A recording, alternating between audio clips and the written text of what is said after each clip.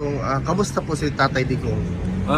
Karon pagsulod na mo, wala pa siya pamahaw o paniudto.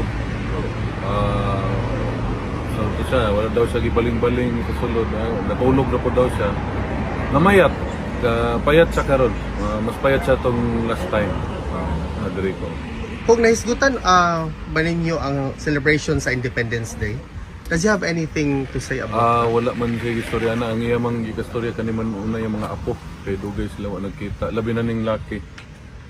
Was he very happy, sir, na nakita niyo? Oo. Meron bang tanong mensahe pala ang dating Pangulo, sir, sa mga kababayan natin? Karon ang iyang mensahe nga alagaan daw ang Pilipinas, alagaan ang Pilipino, kay kami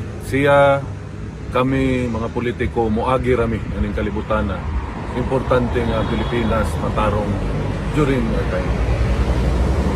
Kung was there a big difference po doon sa pagbisita mo before the now kay Tatay Digong?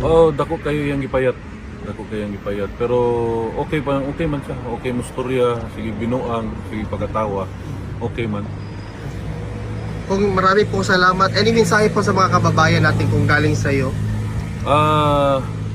Gikan sa ako, dagang salamat kaninyong tanan. Mohangyo ko ninyo nga padayon ang atong pag-ampo para sa kalusugan ni Presidente Rudy. Dagang salamat sa inyo. Maraming salamat.